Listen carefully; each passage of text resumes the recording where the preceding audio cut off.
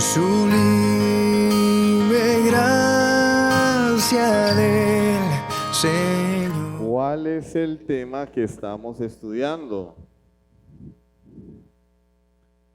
El Espíritu Santo y su obra. Y hemos visto ya mucho, pero no lo necesario, ¿cierto? O bueno, no hemos abarcado todo porque el tema del Espíritu Santo es demasiado extenso. Estamos hablando de Dios, ¿cierto? La semana pasada hablábamos de el don de lenguas. Concluimos el tema de las lenguas y ya por la palabra de Dios hemos podido establecer que no hay don de idiomas vigente hoy y mucho menos la barrabasaya, ¿cierto? Eso es una cosa de locos. Se sale totalmente de lo que la Biblia enseña. Ni siquiera es una imitación del don de idiomas, porque es que no hablan ningún idioma. No se puede ni siquiera calificar como un falso don, porque el billete falso se parece al bueno. El billete falso se parece al bueno. Para ser falso, ¿cierto? Tiene que parecerse al bueno. Ahora, si yo traigo un billete de 100,000 pesos, pero es más chiquito y tiene una leyenda que dice no válido para comercio y tiene en lugar de la cara de, el de 100 trae la cara de ¿quién? Bueno, del bigotón.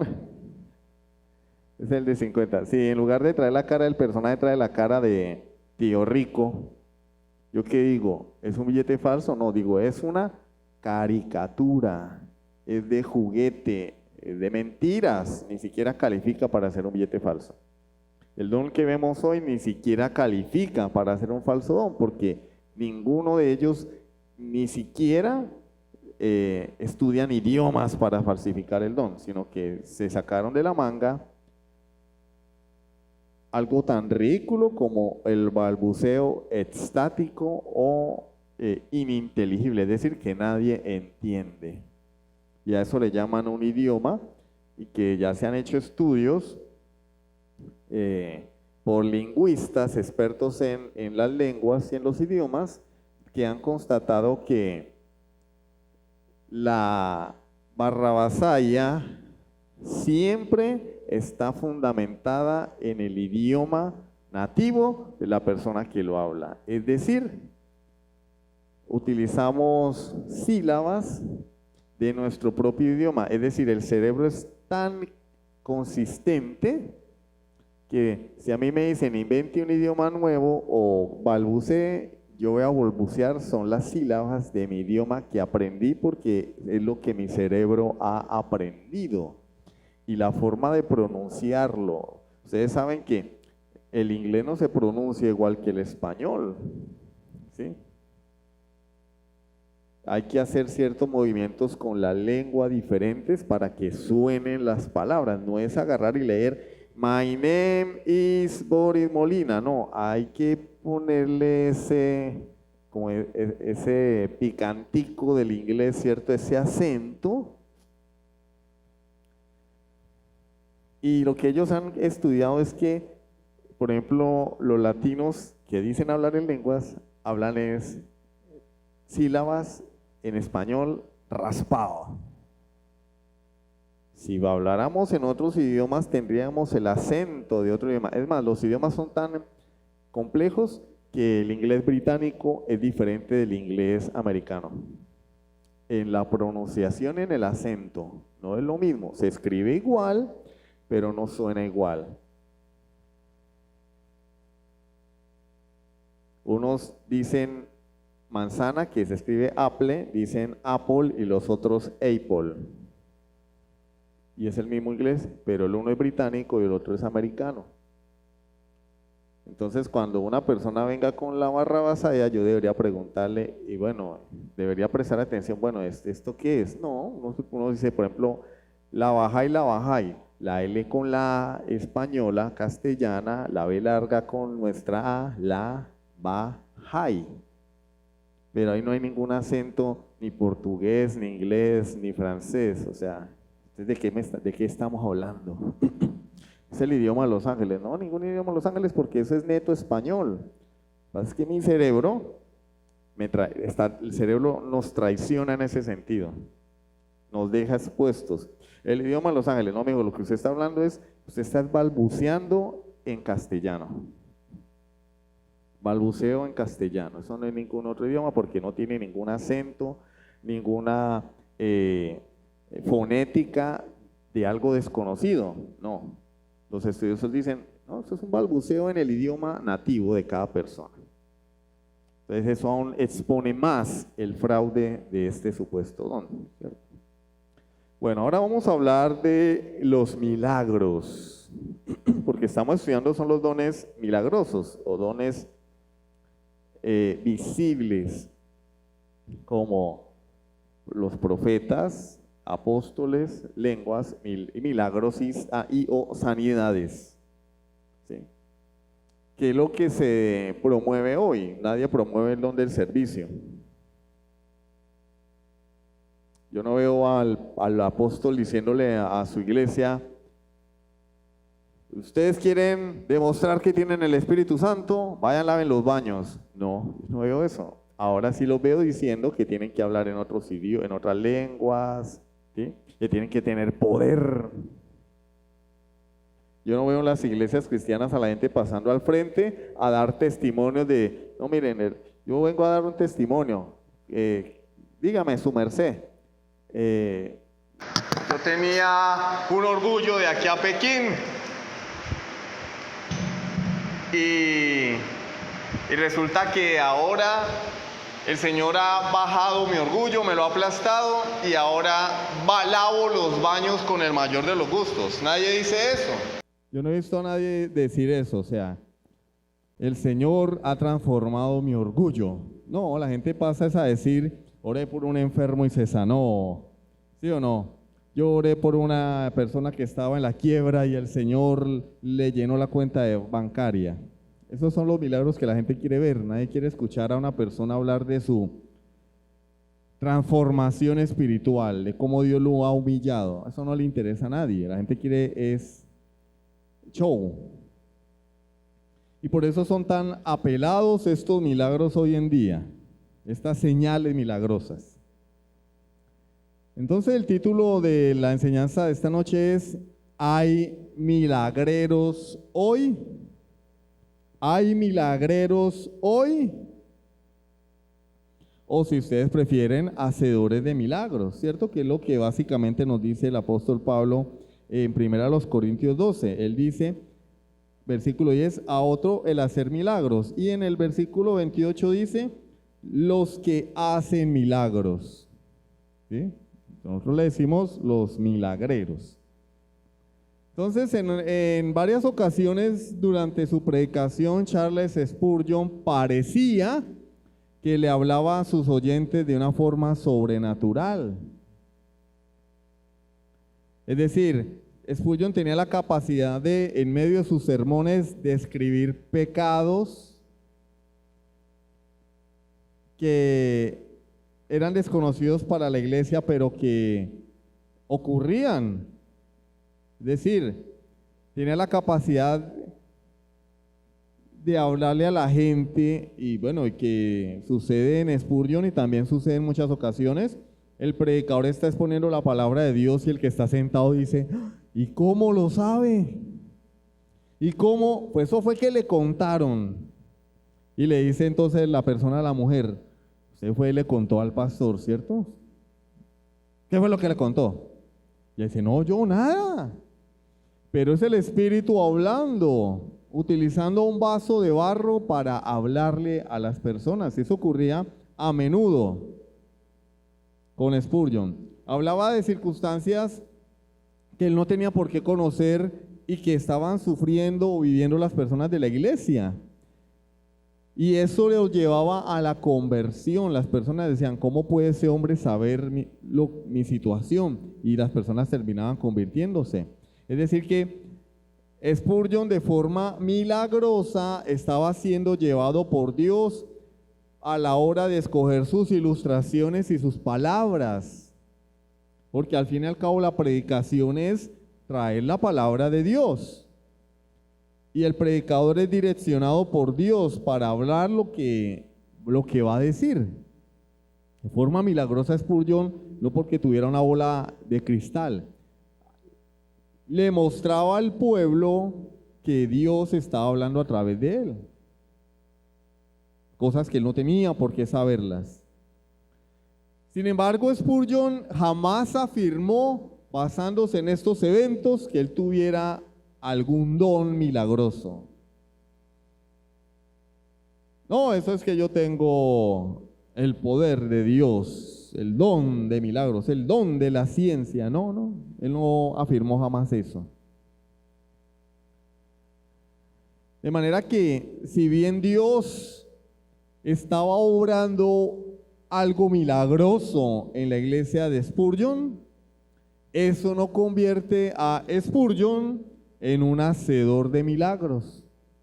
El hecho de que en una iglesia ocurran cosas sobrenaturales no hace al predicador un hacedor de, valga la redundancia, hechos sobrenaturales. No lo convierte en un milagrero o en un hacedor de milagros. ¿Cuál es el punto? El punto es la siguiente pregunta: ¿tenemos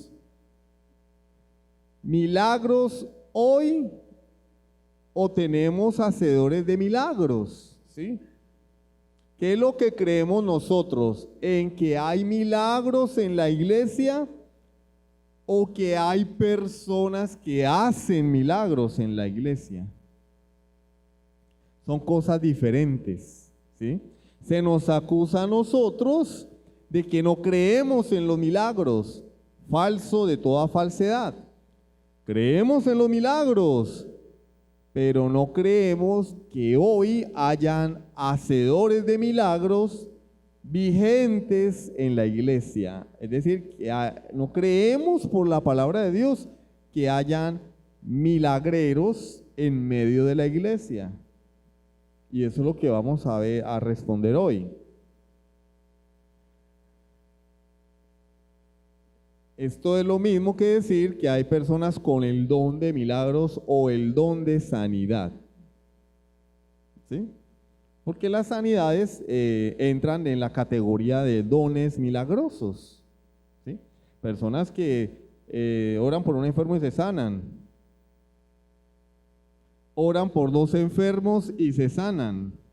Oran por 3 enfermos y se sanan. No es que oraron por 2 enfermos y se sanaron y el tercero se les murió, como nos pasó a nosotros, a mi esposa y a mí.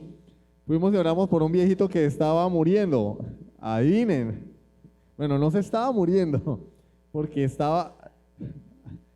se murió más rápido. Estaba vivo, se murió más rápido.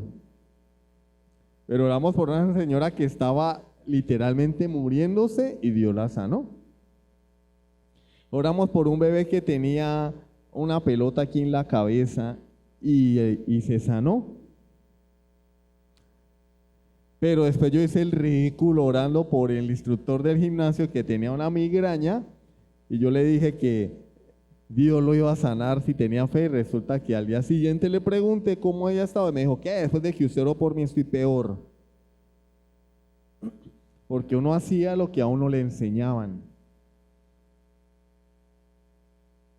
¿Sí? Eso es que usted tiene el don de sanidad y claro, entonces uno como no es orgulloso, ¿cierto?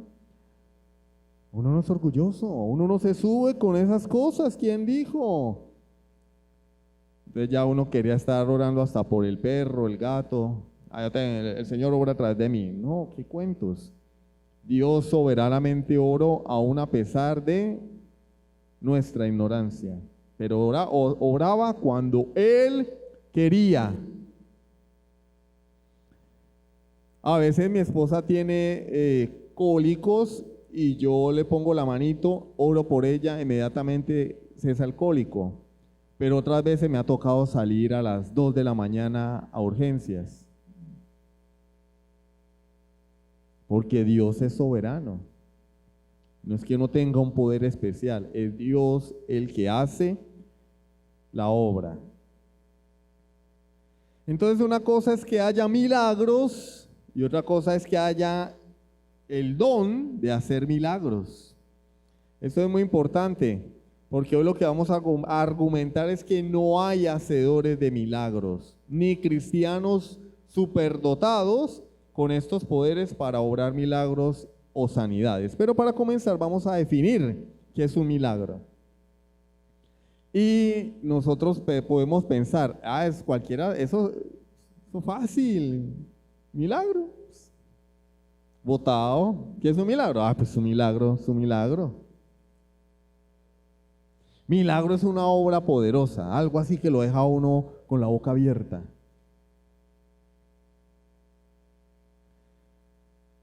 Y llamamos milagro hoy en día cualquier cosa, ¿no? Por ejemplo, el milagro de la vida. Nació un bebé y le decimos el milagro de la vida.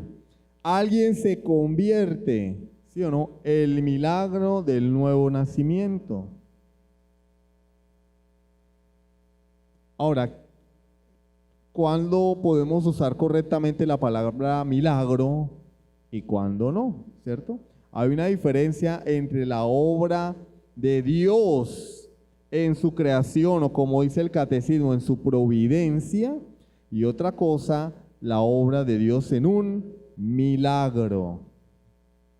Eso sin quitarle a las obras de la providencia de Dios, ¿cierto? Es decir, ¿quién va a argumentar en contra de que el hecho de que la Tierra gire sobre su propio eje y gire alrededor del Sol sin caerse para ningún lado no es una obra portentosa? ¿Quién va a argumentar en contra de que el hecho de que una lombricita fecunde un óvulo y de ahí 9 meses después salga un bebé vivo, entre comillas, por sí mismo, autónomo, independiente? ¿Quién va a decir que eso no es un milagro, cierto? Pero la palabra milagro se debe utilizar en un contexto un poco más estricto y es lo que vamos a explicar a continuación. Porque hay un problema. El problema es que nuestra palabra castellana milagro no tiene una correspondencia ni en el hebreo ni en el griego bíblicos. Es decir, en la Biblia, si bien aparece la palabra milagro traducida, no hay una correspondencia ni en el idioma griego ni en el idioma hebreo. La palabra del Señor usa 4 palabras que apuntan a lo que nosotros llamamos milagros: obras, poderes, maravillas y señales. En pocas palabras, en la Biblia, el idioma original no existe la palabra milagro. Es una palabra castellana que utilizaron los traductores. La Biblia usa 4 palabras: obras, poderes, maravillas y señales. Entonces ahí tenemos un problema. Y el problema es que nosotros utilizamos la palabra milagro, como ya les dije, de una forma más amplia. Tiene una connotación mucho mayor. Vuelvo y les digo, nosotros llamamos milagro a un enfermo que se sana, a que estoy buscando a una persona y me la encontré. ¡Uy, qué milagro! A que un jugador de fútbol haga el gol en el minuto 95 y ganen, ¡qué milagro! Y tiene connotaciones mucho más amplias. Y la Biblia es un poco más específica, ¿sí? Entonces, la palabra milagro en el español se usa de forma amplia para referirse a cualquier exhibición inusual de la providencia extraordinaria o del poder sobrenatural de Dios. Entonces nosotros, vuelvo y le repito, le llamamos milagro Qué grandiosa es la puesta del sol. Ay, ni tan bonito. Es una obra milagrosa. Eso es algo muy bonito, la puesta del sol. Y vuelvo y le repito, no estamos diciendo que sea inadecuado utilizar la palabra milagro, porque ¿quién puede hacer eso? Que el sol salga todos los días y se oculte, que llueva y se riegue la tierra, que el universo se sostenga, que los planetas no se salgan de órbita. Es una obra portentosa, un verdadero milagro, ¿cierto? Y utilizamos la palabra en el sentido amplio. Pero en el sentido más estricto, hay razones para decir que hoy no hay milagros en medio de la iglesia. No hay hacedores de milagros. ¿Por qué? La palabra milagro es utilizada en diferentes traducciones de la Biblia en el español. Para traducir, vuelvo y repito, porque esto tiene que quedarnos claro, las 4 palabras que ya mencionamos: obras, poderes, maravillas y señales, ¿cierto? Cuando nosotros vemos milagro en la Biblia, el que escribió no estaba pensando en milagro, estaba pensando, sea en una obra, en plural, obras, poderes, maravillas y señales. Y entonces se ha definido esta palabra de forma estricta a través de esta terminología y se ha llegado a la conclusión de definir milagro como una manifestación externa y asombrosa, extraordinaria, reveladora y redentora del poder de Dios. Vuelvo y les repito para que lo puedan retener, que es un milagro basado en estas 4 palabras. Es una manifestación externa, asombrosa, extraordinaria, reveladora y redentora del poder de Dios. Entonces esto ya entramos en el aspecto teológico de la palabra milagro, en un terreno más estrecho. Ya milagro no es cualquier hecho que nos cause asombro. No, como esos videos que vemos hoy en día, ¿no? El muchacho que va caminando, va andando en la bicicleta, pasa la vía del tren, se cae, pasa el tren y preciso en el momento en que el hombre se para, le pasa el tren y le da una caricia en la espalda. ¡Uf! ¡Se salvó! ¡Qué milagro! Bueno, en el sentido amplio, pero no en el sentido estricto. En el sentido estricto son obras, poderes, maravillas y señales. Es una manifestación externa y asombrosa, extraordinaria, reveladora y redentora del poder de Dios. Es decir, es una manifestación externa y asombrosa que tiene un propósito de revelación y propósitos redentores.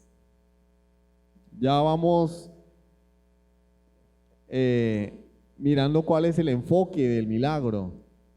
No solamente es algo que nos deja con la boca abierta, tiene un propósito de revelación y de redención. Entonces, estrictamente hablando, un milagro bíblico es una señal milagrosa hecha por un hacedor de milagros para dar testimonio de la revelación divina de la cual él es mensajero. Es decir, ahora vamos a traducir eso al español, a nuestro español criollo, que es un milagro, es una obra que acredita al mensajero de la palabra de Dios. Porque este hombre viene hablando en nombre de Dios. ¿Sí? No hablemos hoy, hablemos en el contexto de la Biblia, ¿sí? Antiguo y Nuevo Testamentos. Estos hombres venían hablando en nombre de Dios. Dios les daba la capacidad de hacer señales, de obras, poderes, maravillas y señales, entiéndase, milagros, para corroborar, confirmar que lo que ellos decían sí era la palabra de Dios. Es decir, el propósito revelador del milagro y el propósito redentor, porque todo eso apuntaba, adivinen a quién, a Jesucristo. Tenían relación con la obra de Cristo. Entonces no era que el hombre llegaba un buen día a una tribu, a una aldea, a una nación y decía, bueno, tráiganme un vaso con agua, vamos a convertirla en vino. Ya, frutiño de mora. ¿Quién tiene el poder de Dios? Díganme. ¿Quién es el poderoso aquí? No, eso no. O como cierto personaje en una congregación a la cual yo fui invitado una vez a un culto, y ese día llegaba el predicador que hacía crecer el pelo de las mujeres. Y llamó a la mujer, pasen aquí al frente las mujeres que quieren que les crezca el pelo. Y pasaron las mujeres efectivamente, ¿cierto? Gracias a Dios mi esposa no pasó. Y pasaron al frente y el hombre empezó a orar, que les creciera el pelo. Ahora, desde donde yo estaba no se veía si les había crecido el pelo, porque yo estaba casi en la última fila. Pero él y los otros decían, sí, le creció el pelo, ¿cuánto? No, 2 centímetros. A ver.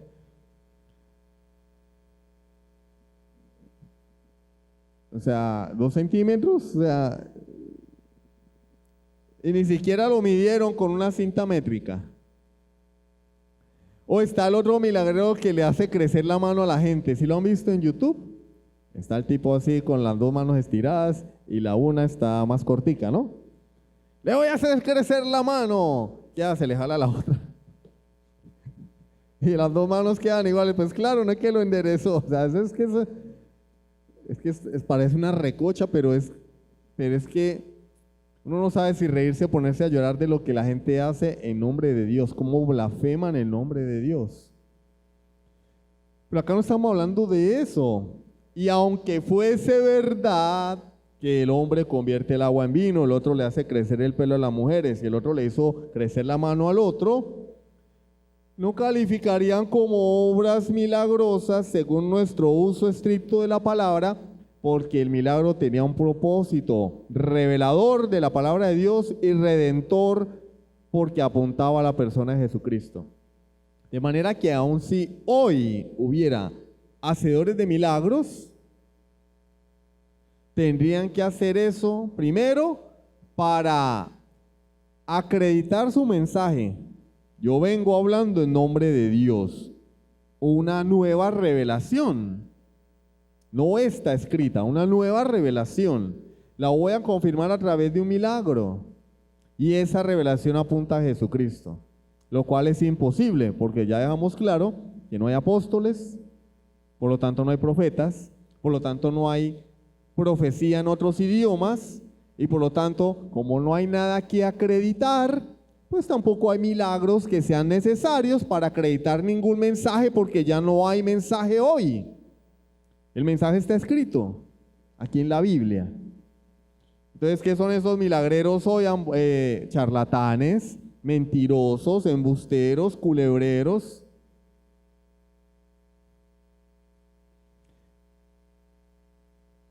Y en algunos casos, brujos.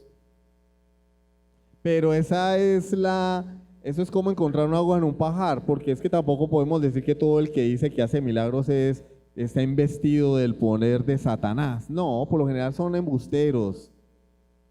Las señales de las que hacen son, como dice el Señor, prodigios mentirosos, son artimañas, como Simón el Mago, que engañaba a la gente. No dice que Simón el Mago hacía milagros, dice que él hacía señales y engañaba a la gente. O sea, porque es que nosotros vemos un truco de magia y decimos, es magia, ¿cierto? No, es un truco. Hay algo que no logramos ver, hay un montaje detrás de eso. Y como nosotros estamos en incertidumbre, decimos, ¡guau! ¿Cierto? ¡Guau! ¿Cómo lo hace? Y viene el mago de la máscara, muestra el truco y uno dice, ¡ay, qué bobada! ¡Qué bobada! Pues la mayoría de esos milagros que vemos hoy ahí en Noches de Gloria y todas esas cosas, realmente son eso, trucos y montajes. Oscar, ¿quería decir algo?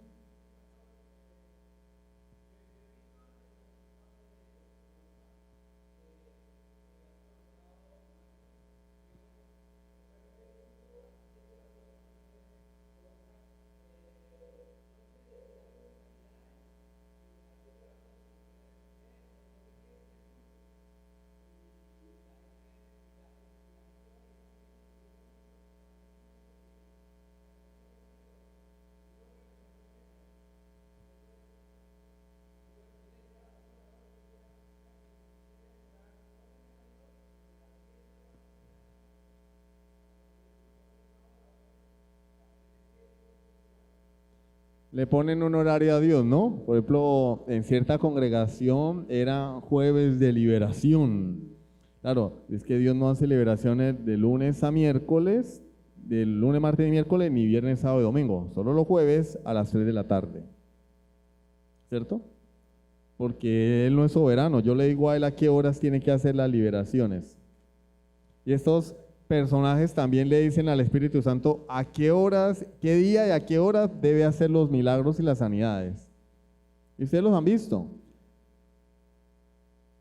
Espíritu Santo.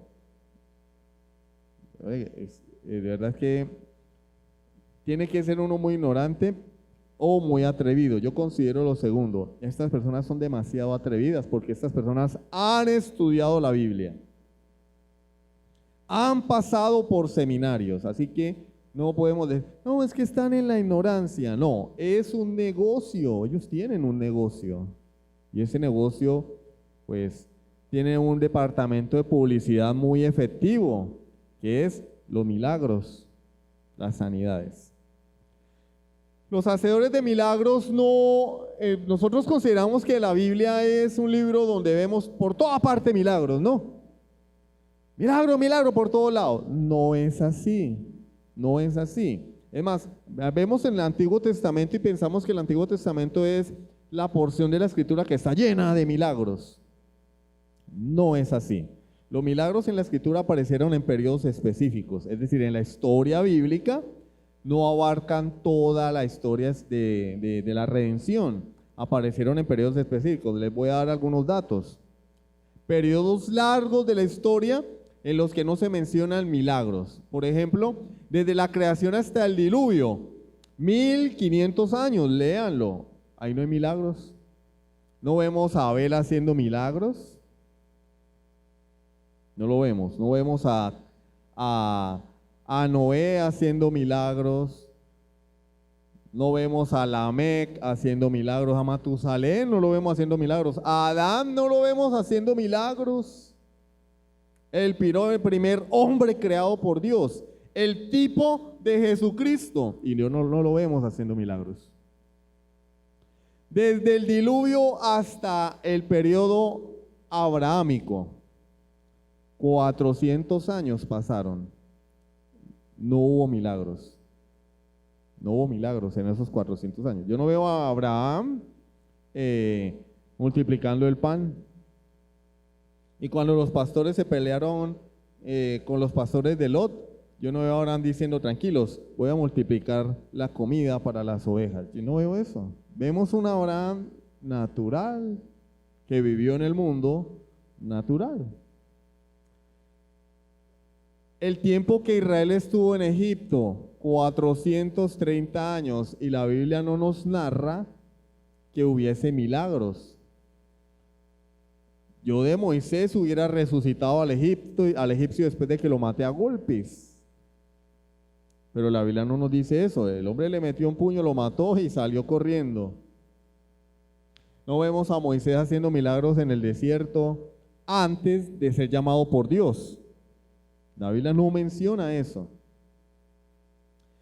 En el periodo intertestamentario, es decir, después de Malaquías hasta el nacimiento de Jesús, que fueron 400 años, la Biblia no registra absolutamente nada. La Biblia no dice nada. lo dicen los libros apócrifos, como el libro de los Macabeos. Sin embargo, el libro de Macabeos tampoco registra milagros, porque es más, el libro de Macabeos, como vimos cuando hablamos de los profetas, decían que no había profetas en ese periodo. Entonces, por lo menos la mitad del tiempo antes de la venida de Cristo no hubo milagros. No hubo milagros. O sea, en la historia bíblica podemos hacer un cálculo aproximado, la mitad de la historia, es decir, aproximadamente 2000 años, no hubo milagros en el Antiguo Testamento. No los hubo. Hay periodos específicos. Periodos específicos. Tenemos que a Moisés cuando sacó a Israel de Egipto, no antes. Tenemos el periodo profético de los profetas en los tiempos de los reyes y en el Nuevo Testamento a Jesús y a los apóstoles. Nada más. No hay más.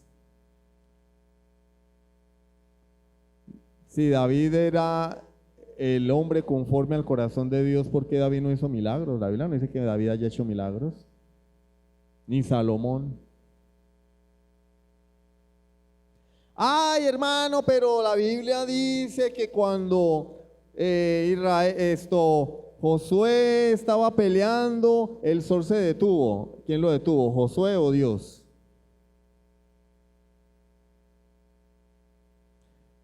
Por eso al inicio establecimos la diferencia entre una obra milagrosa de Dios y hacedores de milagros o milagreros.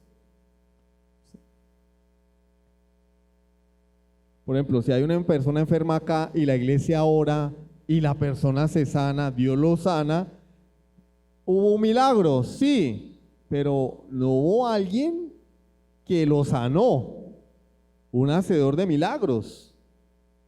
Como se ocurrió en el periodo del Nuevo Testamento en la iglesia primitiva, cuando ese joven se cae porque se quedó dormido, como algunos entenderán, se cayó, se mató y Pablo oró por el muchacho y lo resucitó. ¿Quién lo resucitó? Pablo, por el poder de Dios que moraba en él. Pero hoy no vemos eso. Hoy la iglesia ora y Dios, si quiere, hace la obra. Si Dios quiere, hace la obra. Que a doña Dori la hayan operado 2 veces en 8 días es un verdadero milagro. Pero fue porque Dios quiso, porque a otros se les mueren los familiares en el hospital. No los atienden. A la cuñada de mi esposa no la quisieron atender, la mandaron para la casa. Y estaba ahí retorciéndose con los dolores. Vesícula. Había que operarla y los doctores dijeron, no, mire, le dieron analgésico y la mandaron para la casa. Le tocó ir a una clínica privada a que la operaran. Con doña Dori no sucedió así. En una semana la operaron 2 veces, le sacaron el cálculo y después les trajeron la vesícula. Es un verdadero milagro. No, que es de buena, no, Dios soberanamente obró, punto. Pero soberanamente, eso no quiere decir que toda persona por la cual nosotros vamos a orar, le van a salir las cosas bien, porque eso ya es soberanía de Dios. Le vamos a torcer el brazo a Dios con nuestras oraciones. No, Dios obra como Él quiere. Son hechos milagrosos, podría decirse, pero que nadie diga, yo tengo el don de sanidades, yo oro por los enfermos y se sanan. Yo pasen al frente como decía Oscar, ven por tu milagrito. El caso es que esto es una venta de verduras, donde todo el mundo va por su kilo de papas, o una repartición, un 5.000azo. Pasen, vengan, todos a 5.000, lleven. No, la iglesia no es eso. Ven por tu milagro, ven. Eso sí, trae tu ofrenda, ¿no? Trae tu ofrenda porque tampoco es gratis. No, eso es hablar en nombre de Dios algo que Dios no ha dicho. Es usar primero el nombre de Dios en vano, es violar el decálogo. Porque cuando yo uso el nombre de Dios de forma ociosa, sin darle la gloria que le corresponde, estoy usando su nombre en vano. El Señor te dice, no, el Señor no dice nada. Estoy quebrantando el decálogo, estoy usando el nombre de Dios en vano. Y segundo, estoy diciendo que Dios va a hacer algo que Dios no va a hacer. Tercero, le estoy sacando la plata a la gente. Entonces, pecado y más pecado es lo que promueve la iglesia contemporánea. Bueno, se nos acaba el tiempo. La semana que viene, si Dios lo permite, continuaremos con este tema. Espero que Dios haga un milagro. Podamos terminar. La semana que viene vamos a hablar ya les di una abrebocas del propósito de los milagros, de las obras, señales, maravillas y poderes. La semana que viene vamos a ver el sustento bíblico, tanto en el Antiguo como en el Nuevo Testamento, de por qué los milagros tenían un propósito. Y el propósito era revelar el mensaje de Dios y apuntar a Cristo. Pero lo vamos a ver la semana entrante. Amén. Sublime gracia del Señor.